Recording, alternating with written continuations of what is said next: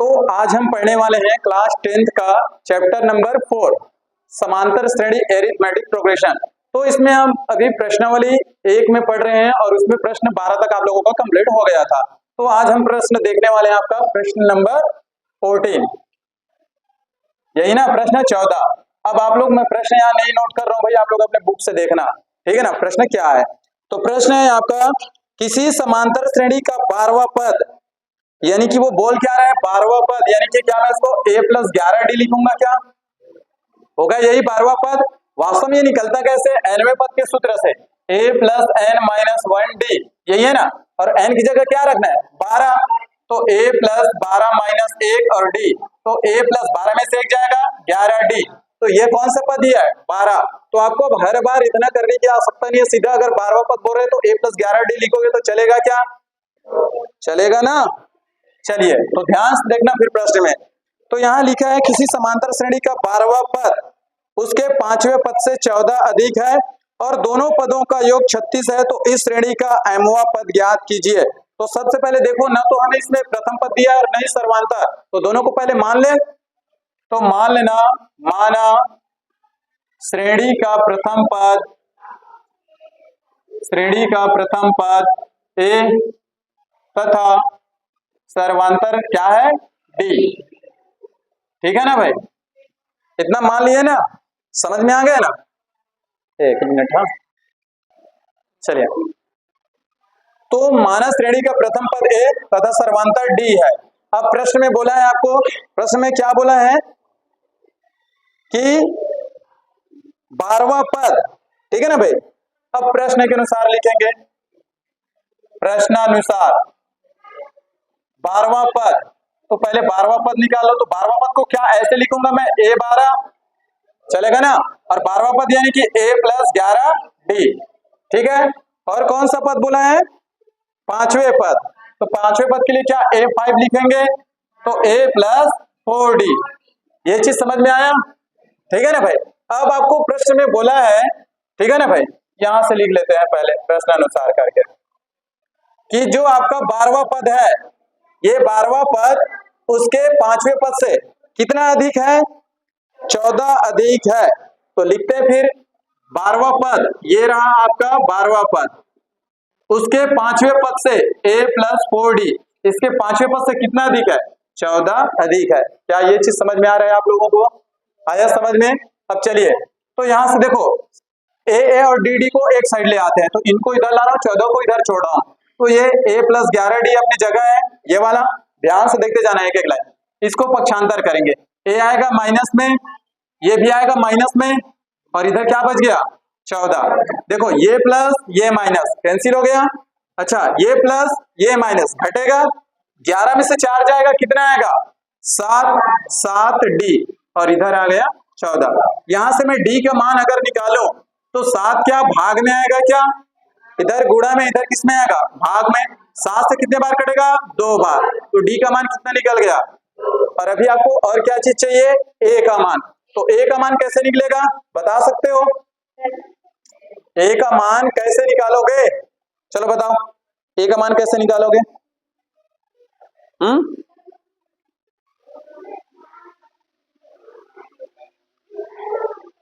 तो देखो, अगर आप यहां पुट करोगे तो अभी निकलेगा नहीं, क्योंकि आपको प्रश्न में कुछ और शर्त दिया है। तो आगे प्रश्न में बोला है, कहां गया प्रश्न जी, दोनों पदों का योग कितना है 36, तो दोनों पदों को जोड़ दो। तो लिखेंगे, फिर से लिख लो, या तो लिख सकते हो दोनों पदों का योग, प्रश्न में दिया है ना, तथा दोनों पदों का योग, यानी कि दोनों को जोड़ेंगे तो कितना आएगा 36, दोनों पदों का योग कितना है 36, नीचे नहीं दिखेगा बताना, ठीक है ना। तो दोनों पदों को जोड़ दो इन दोनों को, तो a+11d हो गया, प्लस ये जोड़ने वाला साइन a+4d, और इन दोनों को जोड़ूंगा तो कितना आएगा 36। क्लियर है, पहले इनको जोड़ लो, a और a 2a, ठीक है ना। a और a को जोड़ूंगा तो कितना आएगा 2a बनेगा, 11d और 4d कितना बन जाएगा 15d बनेगा, और बराबर में कितना है 36। ये कैसे आया समझ में आया ना।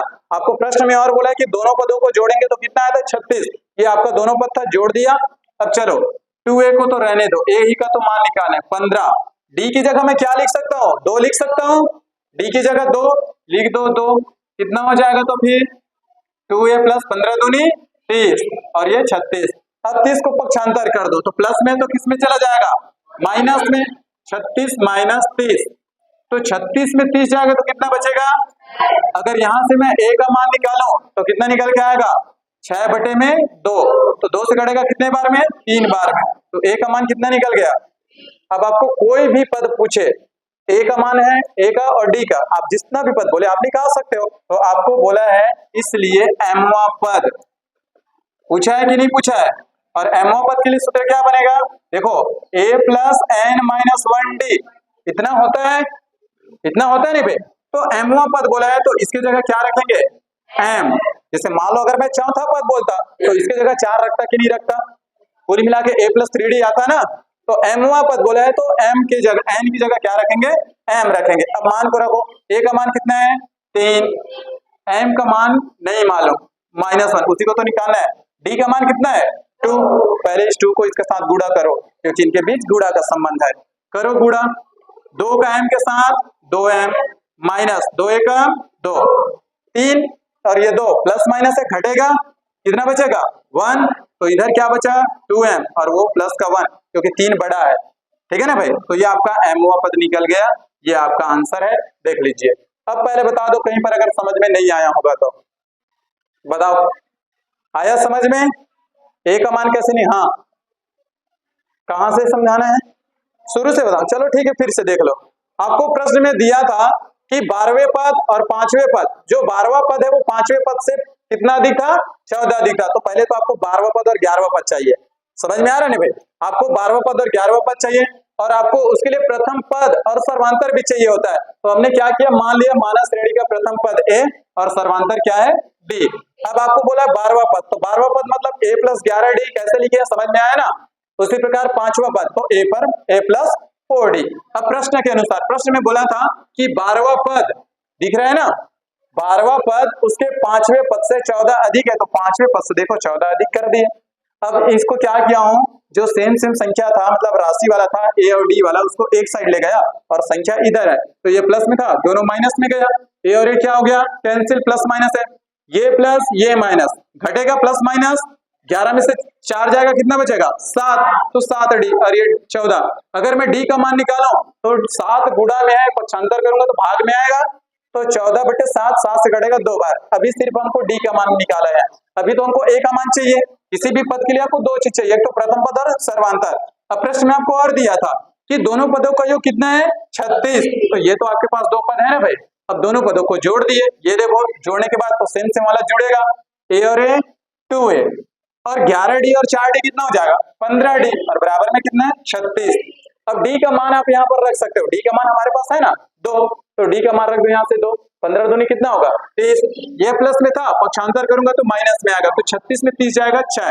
अगर मैं यहाँ से a का मान निकालूं तो 2 गुणा में इधर आएगा तो भाग में 2 से कटेगा 3 बार, तो a का मान निकल गया 3। अब आपको कोई भी पद बोले आप निकाल सकते क्योंकि आपके पास प्रथम पद है और d का मान सर्वांतर है। तो हमको प्रश्न में बोला था mवां पद, तो mवां पद यानी कि a plus m minus 1d होगा, यहाँ n रहता है nवां पद का, तो m बोला है तो क्या हो जाएगा m।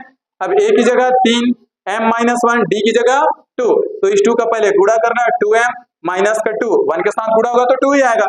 अब 3 में से 2 जाएगा कितना बचेगा 1 और ये 2m का 2 1 और प्लस है बड़ी संख्या, तो बड़ी संख्या में आपका प्लस लगता है, ये आपका आंसर है। अब आया समझ में, नोट कर लीजिए इसे।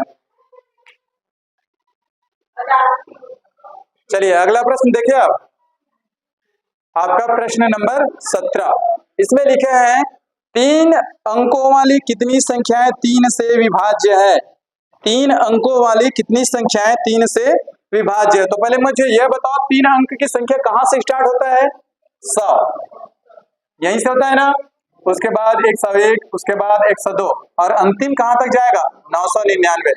पहले ये चीज समझ में आया कि नहीं पहले बताओ, इतना है ना भाई। अब यहां से 3 से भाग जाने वाले, तो क्या 100 3 से भाग जाएगा क्या, 3 के पढ़ने में 100 नहीं आता, क्या 101 आता है क्या, नहीं, ये जाता है क्या देखो ट्राई करके, 3 से कटेगा 3 तिया 9, कितना बचा 1, 3 चौक 12 यानी कि 34 बार में चला जाएगा। तो 3 के पहाड़ा में स्टार्टिंग 3 संख्या वाला कहां से हो रहा है आपका 102, तो आपको प्रथम पद मिल गया 102 और अंतिम पद है आपका 999 क्योंकि ये 3 से कटेगा 333 बार में 333 कटेगा ना। अगर मैं इसको 3 से डिवाइड करूं 3 तिया 3 तिया 3 तिया कटेगा, तो प्रथम पद और अंतिम पद आपको मिल गया। तो लिखेंगे पहले इसको, ठीक है ना भाई। क्या 3 अंकों वाली संख्या जो 3 से भाग जाती है, तो यहां से प्रथम पद, ठीक ना, तो क्या हो जाएगा प्रथम पद क्या निकल के आएगा 102 निकलेगा। किसी को समस्या 102 कैसे हुआ? अच्छा, सर्वांतर निकालना है। सर्वांतर कोई बताना चाहेगा यहाँ पर क्या है? 3। कैसे? 102 के बाद अगला कौन आएगा? 105 आएगा, 105 के बाद 108, यही है ना। तो इन सब के बीच अंतर कितना है? और आपको इतना करना नहीं, क्योंकि जो प्रश्न में बोला ना 3 से भाग जाता है, मतलब 3 का टेबल पढ़ना है। कुल मिलाकर सर्वांतर क्या निकलेगा 3। और अंतिम संख्या यानी कि an का मान कितना होगा 999। ये 3 अंक वाली अंतिम संख्या जो 3 से डिवाइड होगा। तो प्रश्न में आपको पूछा क्या है, कितनी संख्याएं हैं जो कहां से 102 से लेकर 999 तक कौन कौन सी संख्या है जो 3 से भाग जाता है, गिन के बताना है। तो गिन के तो बताने नहीं है, हल करके बताओगे। गिनोगे तो कैसे करोगे, कौन कौन डिवाइड होता है, तो हल कर लो। इसलिए ठीक है ना भाई, nवां पद का सूत्र लगा लो, ठीक है ना भाई। nवें पद, और nवें पद मतलब an बराबर a plus n minus 1d, क्या इतना होगा क्या? अच्छा, अंतिम पद यही तो है ना, nवां पद कितना है 999, प्रथम पद 102। यही संख्या तो मुझे याद करना है, कितने संख्या है जो 3 से भाग जाता है। d का मान कितना रख दो, अभी से देख लो कितना आसान था, जो आप लोगों से नहीं बन रहा था। तो 999 102 3 के साथ गुणा करेंगे 3n माइनस का 3 होगा क्या? पहले 102 में 3 को घटा लो, कितना बचेगा 99, ठीक है ना। 999 और इधर 99 प्लस 3n। अगर इस 99 को मैं इधर लाऊं तो क्या माइनस में आएगा? क्या माइनस का 99, ये 3n। 99 को घटाओ तो क्या 900 बचेगा? क्या 3n। अगर मैं यहां से n का मान निकालूं तो n इधर भाग में आएगा, क्या सॉरी 3 भाग में आएगा। 3 से कटेगा कितने बार में? 300 बार में कटेगा। क्या n का मान कितना आ गया? तो 100 से लेकर 999 के बीच वो कितनी संख्याएं हैं? 300 संख्याएं हैं जो 3 से भाग जाता है। ये आपका आंसर है। अब बताओ कहां समस्या था, समझ में आया? चलिए 19 नंबर का प्रश्न देखते हैं। प्रश्न 19 में लिखा क्या है?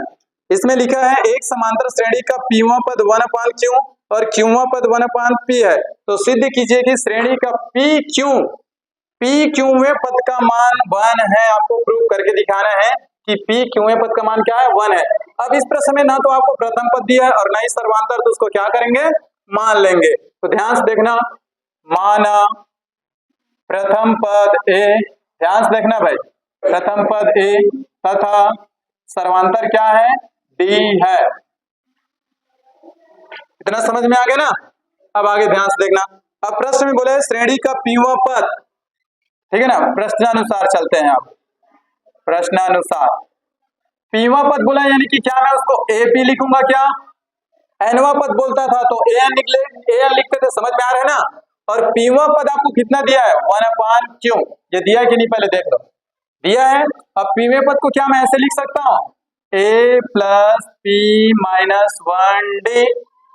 एनवां पद लिखता था तो कैसे लिखता था a plus N minus 1d, तो पीवां पद है तो a plus P minus 1d। Clear है? और यह है आपका 1/q, इक्वेशन नंबर फर्स्ट। आगे चलो, तथा आपको दिया है क्यूवां पद, तो उसको मैं लिखूंगा ए क्यू, समझ में आ रहा है। और क्यूवां पद कितना है 1/p, यही है ना भाई। तो क्यूवां पद को फिर मैं कैसे लिख सकता हूं, एक एक लाइन ध्यान से समझते जाना। a plus Q minus 1d बराबर में 1/p।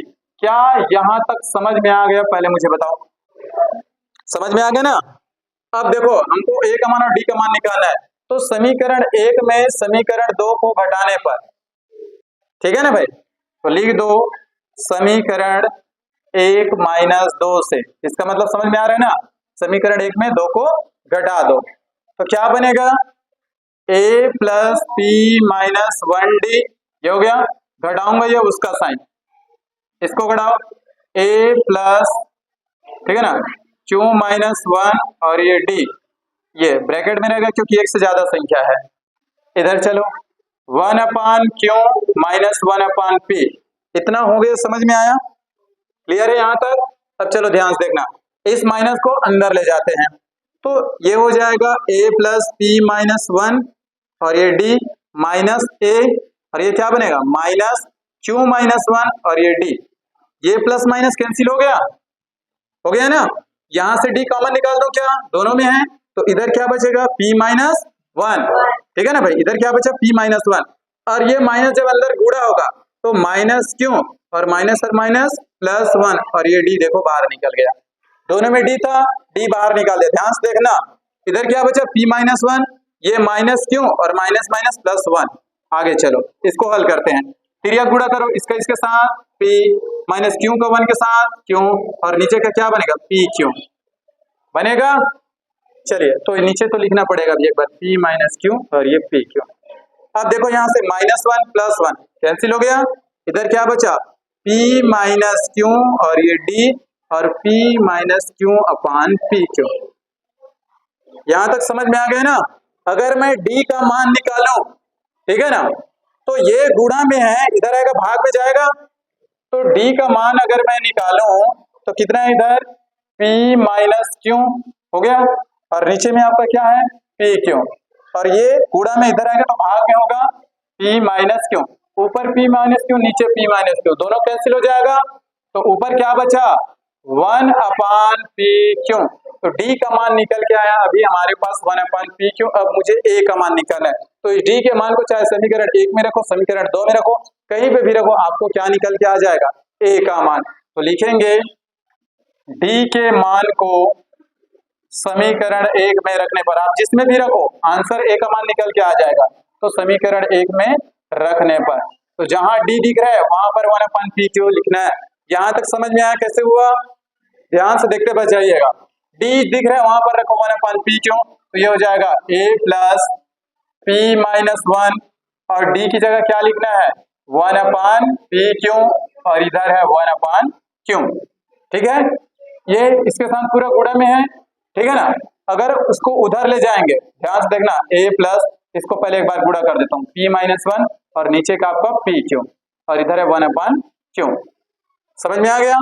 ये पूरा प्लस में है, इनके बीच क्या संबंध है? प्लस का, इसको पक्षांतर करूंगा तो माइनस में जाएगा, तो a बराबर क्या हो जाएगा? ये 1/q है, ये प्लस उठ क्या आएगा? माइनस में, तो इधर क्या आएगा? p माइनस 1 और नीचे में p/q। इतना समझ में आया? अब मैं इसका लसा लूंगा, अगर लसा लूंगा तो नीचे क्या आएगा? p/q, इन दोनों का लसा लूंगा तो क्या आएगा? p/q, q से इसको डिवाइड करो तो q कैंसिल हो जाएगा, बचेगा क्या? p, p को 1 के साथ गुणा करूंगा तो क्या बनेगा? p माइनस p/q से p/q को भाग दो, कितना आएगा? 1, और 1 को ऊपर वाले के साथ गुणा करेंगे तो p के साथ गुणा करूंगा तो p, और माइनस का गुणा प्लस, और 1 के साथ 1। कैसे हुआ? समझ में आया? ये p कैंसिल हो गया, तो a का मान क्या निकल गया? 1/p/q। a का मान क्या निकल के आएगा? 1/p/q। अब आपके पास a का मान है, d का मान है, तो आपको कौन सा पद बोला था? कौन सा पद बोला था? श्रेणी के p/qवें पद का मान। चलो आगे देखना, अब प्रश्न में बोला है p/qवें पद का मान 1 है, सिद्ध करना है, तो लिखेंगे इसलिए p/qवें पद, इसको हल करके क्या लाना है? 1। तो p/qवें पद को क्या मैं ऐसे लिखूंगा? a/p/q, nवें पद के लिए an लिखते थे, तो p/qवें पद के लिए क्या लिखेंगे? a/p/q, और इसको अगर मैं लिखूंगा इधर तो कैसे लिखूंगा? a plus p/q minus 1d। पहले बताओ इतना समझ में आया कि नहीं आया? आ गया ना? अब चलो इनके जगह मान को रखते हैं, a का मान और d का मान, तो इतना आपका निकलने वाला है, फिर क्या 1 आएगा तब सिद्ध होगा, तो a की जगह वैल्यू रखो, a का मान कितना है? 1/p/q, ये रख दीजिए 1/PQ, ठीक, plus PQ minus 1, PQ minus में 1, और D का मान भी क्या है 1/, कहाँ गए जी, 1/PQ। क्लियर है? चलो देखो ये 1 के साथ गुणा में है ना, कर दे गुणा, तो 1/PQ प्लस इसका जब उसके साथ गुणा होगा तो PQ माइनस 1 और नीचे का PQ। पहले ये बताओ इतना समझ में आया कि नहीं आया? आ गया? अब ध्यान से देखो, आधार समान है, आधार समान होता है तो एक बार लिखते हैं, आपको मालूम होगा, ऊपर जुड़ है तो जोड़ दो, तो 1 प्लस PQ माइनस का 1, तो -1 से -1 कैंसिल हो गया, बचा क्या, ऊपर में PQ नीचे भी PQ, ये दोनों भी कैंसिल हो जाएगा, क्या एक लाना था, क्या PQ में पर क्या आना चाहिए था 1, सिद्ध हो गया, एक लाना था, देख लो सिद्ध हुआ। अब बताओ कहीं दिक्कत है क्या?